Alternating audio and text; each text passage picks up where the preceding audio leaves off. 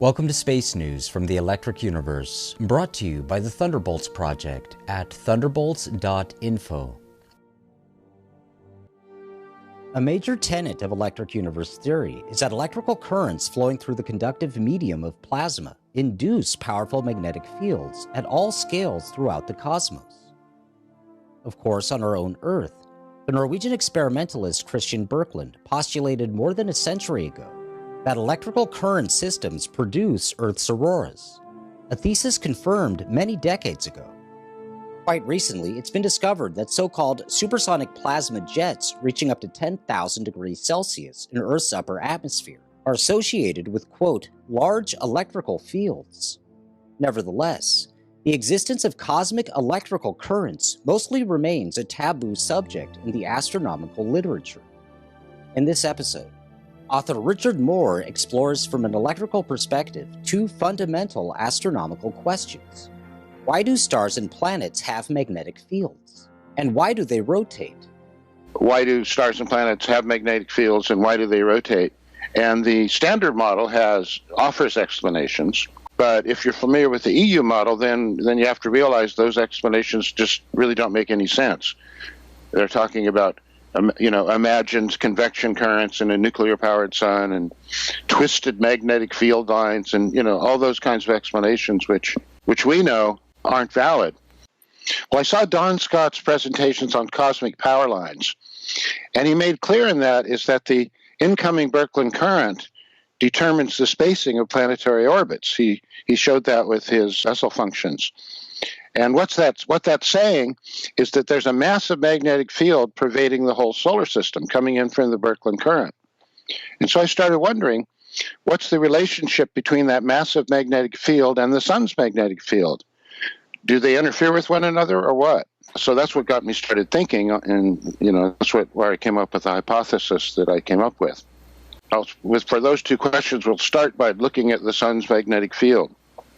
Now, most people would just naturally say that the magnetic field is internally generated, some kind of rotational dynamo or whatever. And that is what the standard model says. However, as I said before, their reasoning is all based on false assumptions. Same thing for the question of why does the sun's magnetic field reverse? I mean, if it is internally generated dynamo, then why would it reverse? Doesn't seem to make any sense. And again, they have a model. What they say is it has to do with twisted magnetic current. So I started wanting to think, well, what could the EU say about the sun's magnetic field? Is it an electromagnet? We've got these huge currents coming in at the north and south poles, and so maybe they're acting, sort of playing the same role as a solenoid, creating an electromagnet. Now, for those two questions, we'll start by looking at the sun's magnetic field. Let's look now at a Birkeland current coming in at the North Pole. We'll just take half of it for now. There's one at the South Pole as well. Try to think of the Birkeland current as if it were a solenoid. Now, the problem with that is that the Birkeland current is made up of concentric cylinders, and each cylinder tries to induce an opposite field. So it's even one Birkeland current on its own is rather complicated if you think of it as a solenoid. However, in Don Scott's talk, he showed us this first-order Bessel function, which gives us the strength of the current in each of the cylinders. And it's clear from that diagram that the central cylinder dominates. It's considerably more powerful than any of the other cylinders. And so to some extent, the other cylinders, you might say, cancel one another out, and it's really the central cylinder, to a first approximation, that is going to act as a solenoid on the sun. So what we have then is two central fields opposing one another to a first approximation. And each of them is trying to induce an opposite field, because they're both, if looking at the pole they come in at, they're rotating clockwise, both of them. So that's opposite torques and opposite magnetic fields. So what the result is going to be, if we assume that one of those is going to be slightly larger than the other, then we can kind of do a vector addition of the two fields, and what we end up with is a smaller field with the same orientation as the larger of the two incoming fields. So that smaller field is then acting on the sun.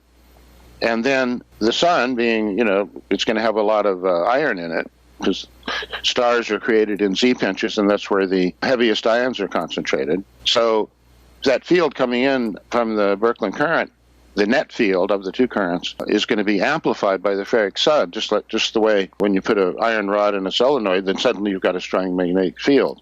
Without the iron rod, you don't. So that explains why there's a magnetic field from an EU point of view. Now the question of why does the field reverse every 11 years? Well, that could simply be that the relative strength of the two incoming currents changes. So if the one at the north is stronger, then we get a net field that gets amplified by the sun that has one polarity. But then if the one from the south becomes stronger, then the net polarity is going to reverse. So it's not really a mystery. We only need to just ask the question is there a shift in the relative strength of those two fields? And if there is, then that would explain the reversal of the magnetic field. So my conclusion from all of that is that the sun is an electromagnet, because that explains the source of the magnetic field and explains the reversal of the magnetic field. And all of these arguments with respect to the sun really apply to other stars, to planets, and to the Earth. So the hypothesis I'm putting on the table here is that all stars and planets are electromagnets. So then we come to our second question. Why do stars and planets rotate? Well, that net incoming current, that net incoming magnetic field also exerts a net torque. But of course, the angular momentum of planets and stars is so tremendous, so large magnitude, that we probably would hardly even notice the effect of the torque of the current.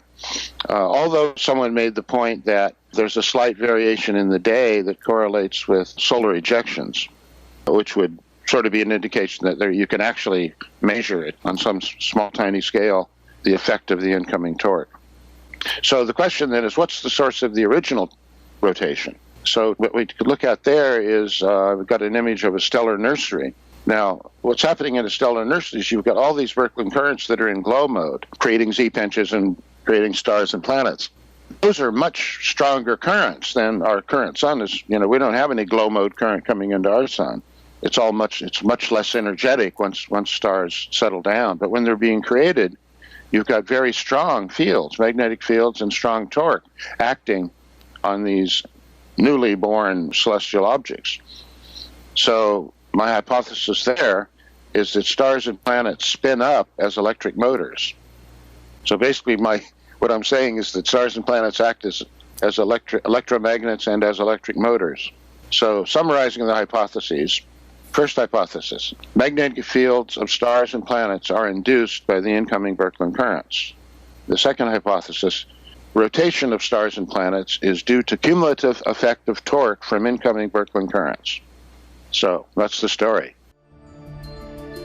For continuous updates on space news from the electric universe, stay tuned to thunderbolts.info.